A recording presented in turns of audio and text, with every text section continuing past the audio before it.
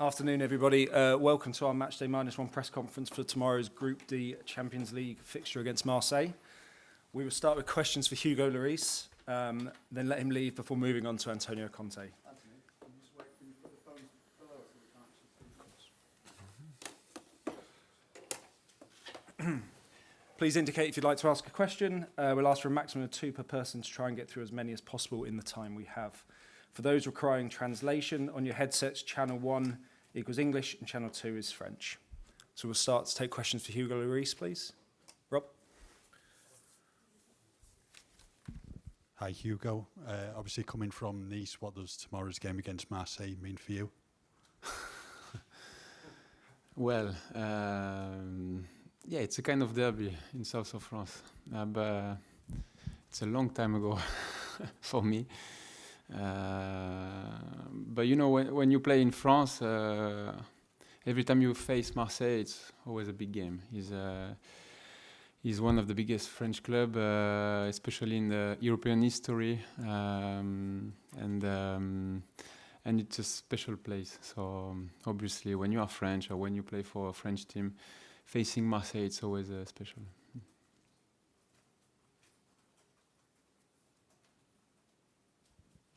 Hugo, given the start that the team made last season, can you believe that you're sat here today ahead of a Champions League game and in a Champions League press conference?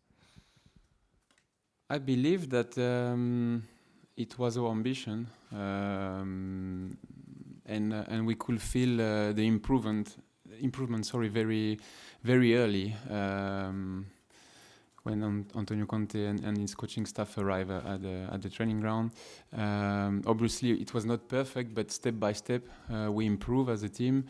We improve our concept, and I think in the last moment of the season, we step up and we got the 4th spot for the Champions League. And if we are in this competition today, it's because we deserve and because we made the job last season.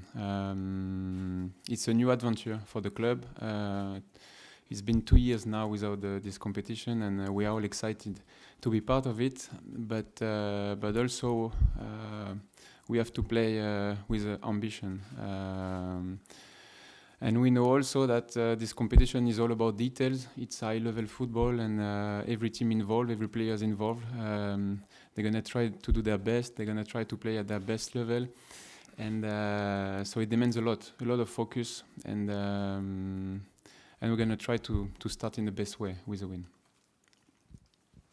Hugo, 18 months ago when Tottenham were knocked out of the Europa League, you were very honest and outspoken about the situation the club were in and also the team and the mentality. What's the difference now, and how much further have the team and the club itself come? Because you sort of said before that the reality didn't match the ambition, and I wondered now whether you think that the sort of reality does match the ambition. I don't really like to talk about the past. Obviously, I'm more focused on the present. It's the story of a club, you know, there's up and downs. The most important is when you face difficulties, how you bounce back.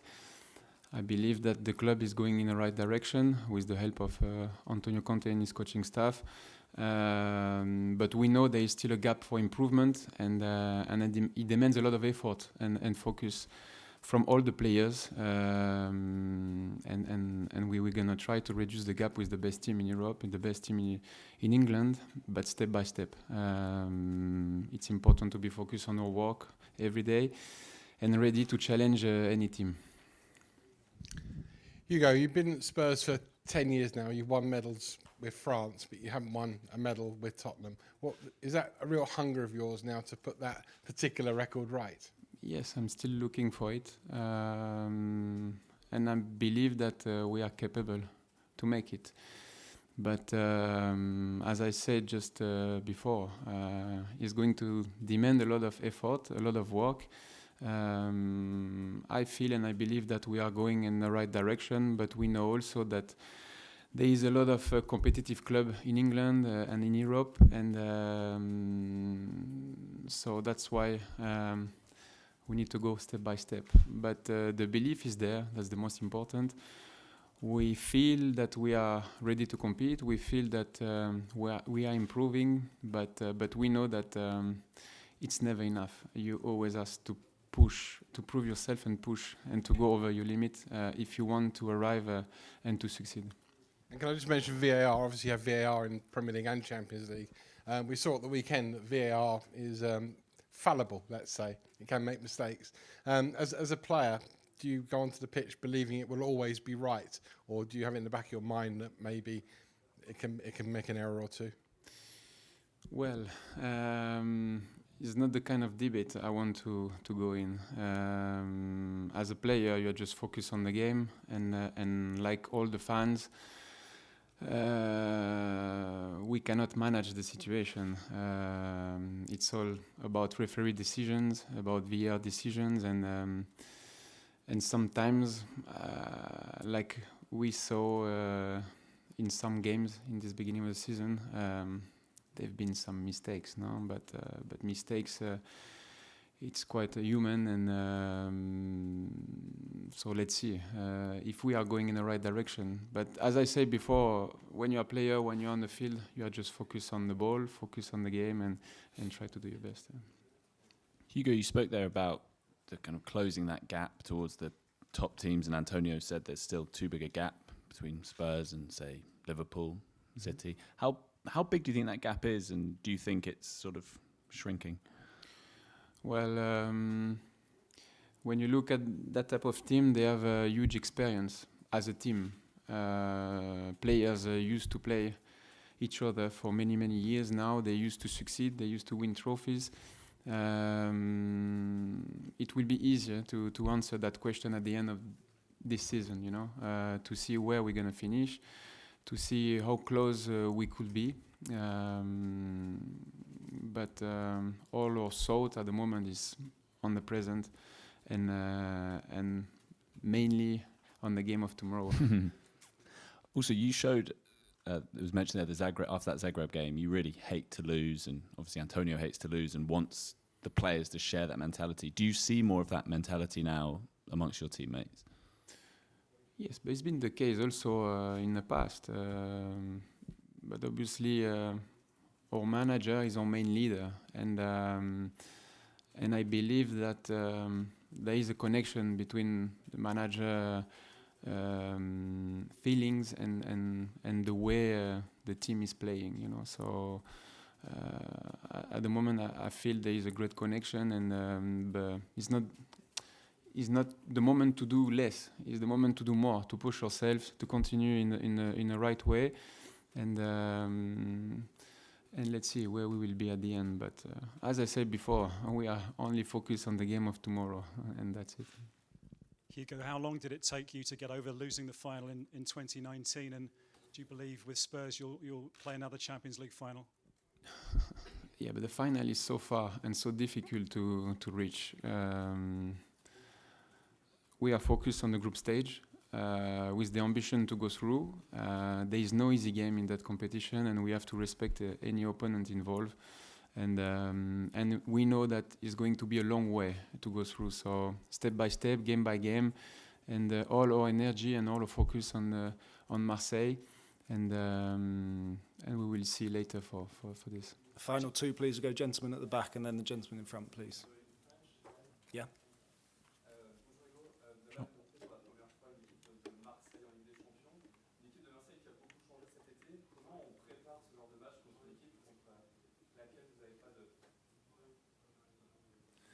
Vous m'entendez? Ouais, Oui.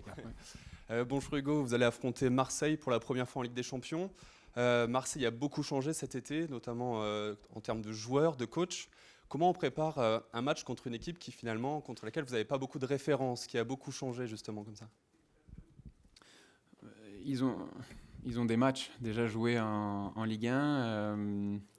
On peut s'appuyer sur les analyses vidéo.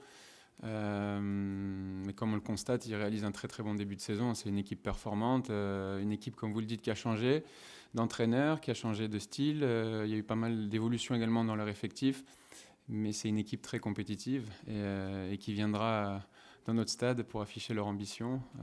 Voilà, comme je l'ai dit précédemment, il n'y a pas de match facile en Ligue des Champions et on se doit de mettre toute notre énergie, tout notre focus sur ce match. We'll finish with George, please. Hi, Hugo. You recently celebrated 10 years at Spurs. When you reflect on those 10 years and the memories, are the Champions League nights, real highlights up there? Obviously, that run and beating Real Madrid a few years ago as well. Yes, I didn't have time to reflect about the 10 years, I'm more focused on the present and to make sure that we try our best to make the future bright for Spurs. But as you said, obviously, this night was one of the best memory with the Spurs jersey. Okay, thank you, Hugo. Okay, thank you. We'll move on to Antonio Conte once Hugo's left.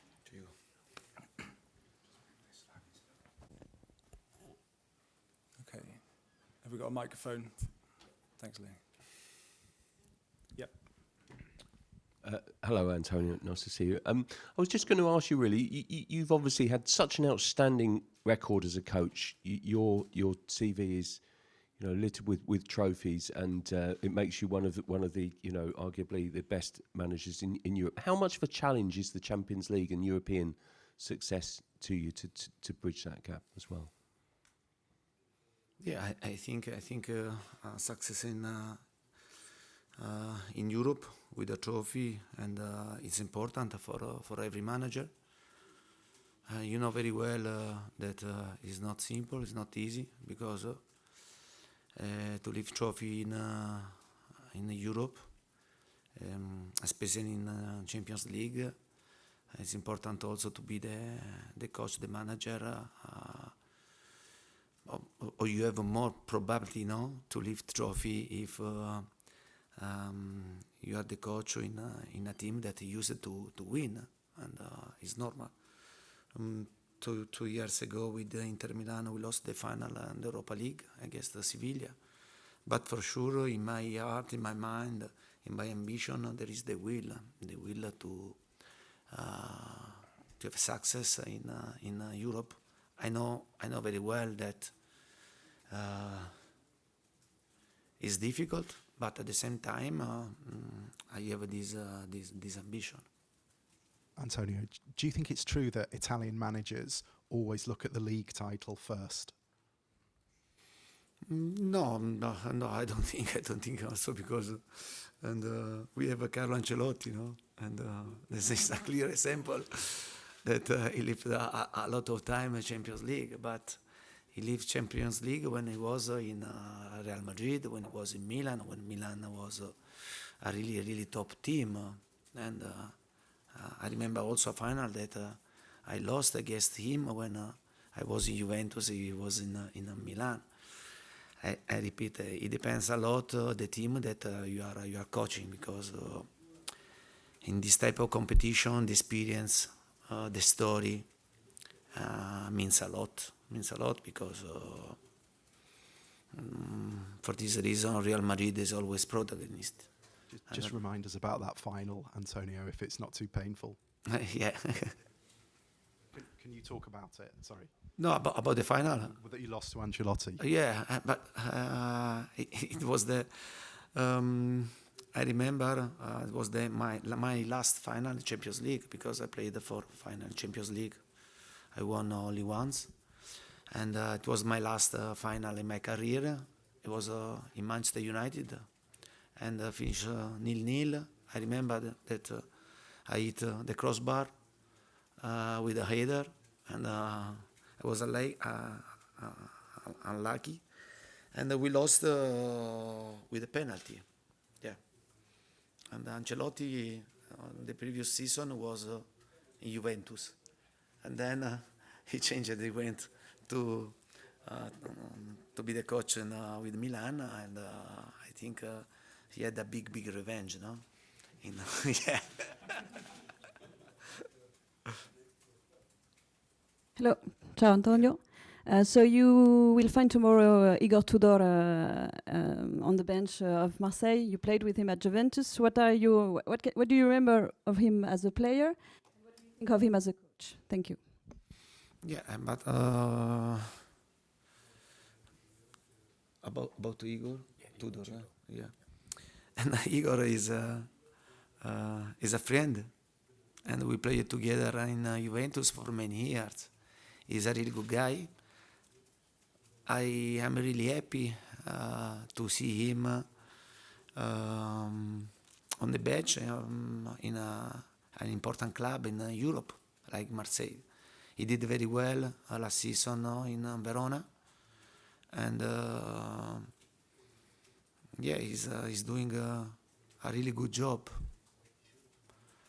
He likes to work a lot, and his team has an idea very, very clear. And yeah, I wish all the best for him and for Marseille, apart of these 2 games against us. David? Antonio, what are your expectations for Tottenham in this Champions League, all considering the progress Hugo was talking before? First of all, we are talking today. We are having a press conference, a Champions League press conference for what we did last season, and I think last season we did a fantastic job with the club, with the players, and honestly, it was difficult only to think to play Champions League this season. Instead, through hard work, with great compactness between us, and then we got this achievement. Now, first of all, we have to enjoy to play this important competition in Europe. For sure, we want to play and to try to do our best, and you know which is my thought, and we have to play with ambition, and with great desire, with great will to be protagonist in this tournament, in this Champions League. I know very well this tournament is really, really difficult. It's the most difficult in the world, but at the same time, it's a great opportunity for us to show that we are going in the right way, that we are doing step forward, and yeah, we want to try to improve and to give satisfaction to our fans, and then to give satisfaction at ourselves. Antonio, when you were at Juve, you said that competing in the Champions League was like being in a €100 a head restaurant with only €10 in your pocket. I wondered, do you think Spurs now have the resources and the squad to compete in the Champions League and the Premier League this season? Yeah, first of all, I say this in my second season in Juventus, when we won the league like underdog, but then they asked me in the second season to try to win the Champions League. But and the people that know very well football understand that you need of a process, an important process, through the work on the pitch, outside the pitch, but at the same time you need important investment, because in this competition you play against a team with the best players, with the best coaches, and you need, if you want to fight for something important, to stay, I don't say the same level, but not so far. And for sure the story of a lot of clubs in this competition is really, really big. And to think to the same level in this moment is unthinkable, but has to be for us a big push to try to improve, to reduce the gap, and to try to fight for something important. But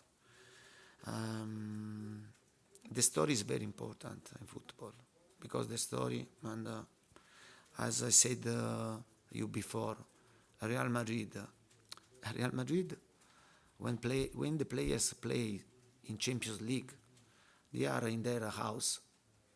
They breathe the atmosphere. They know the way to manage the situation, and probably during the season they reach at least a semi-final in every season.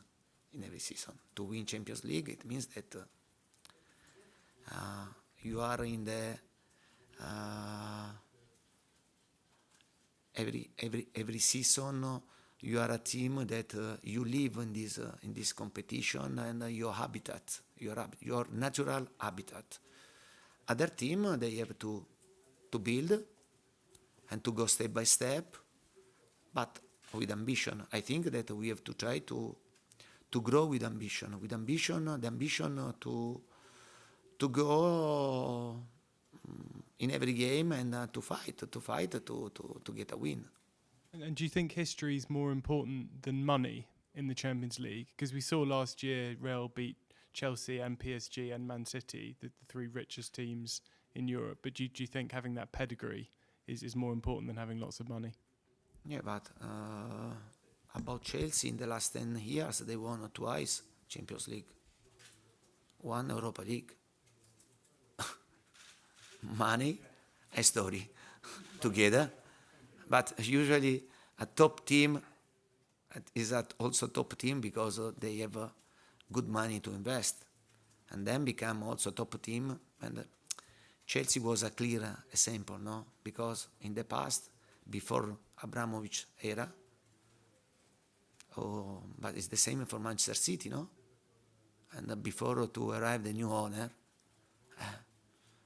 when arrive owner that invest a lot of money, and then you create a story in the recent period, and then probably you lift trophy if you match money, investment, and also the work. Don't forget the work, because you can put a lot of money, but then you have to work in the right way. Yeah, this has to be very clear. Yeah. Okay, we've got time for two more, Matt, and then we'll finish with Jeremy, please. Hi, Antonio.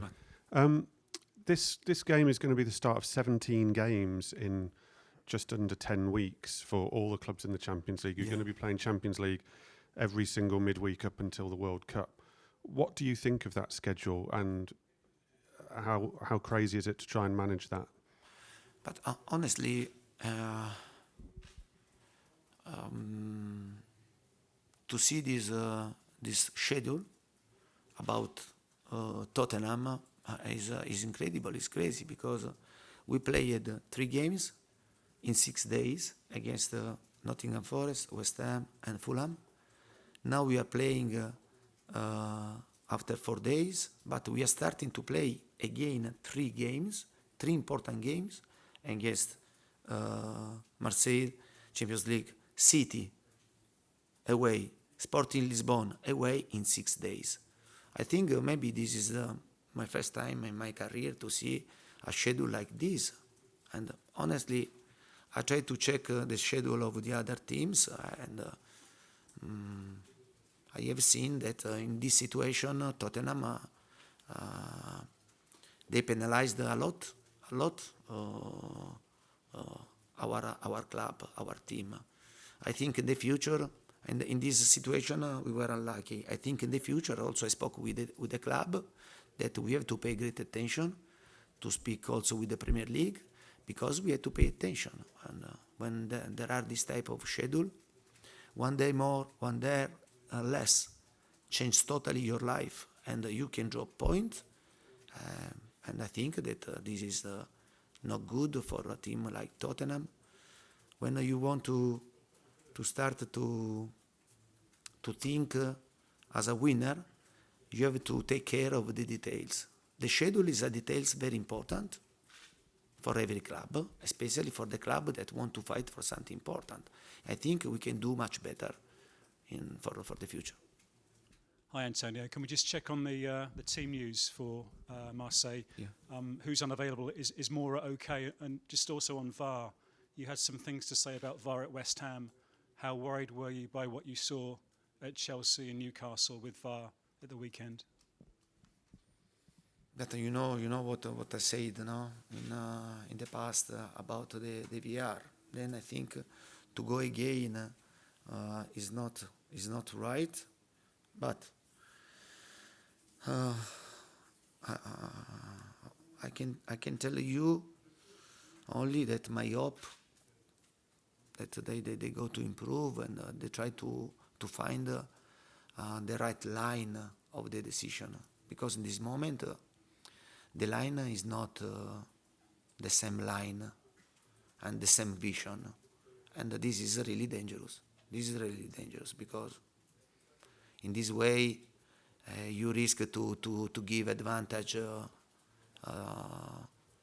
some teams and to penalize other teams. And I think the VAR has to be something to help the referees, not to help the referees to make mistakes.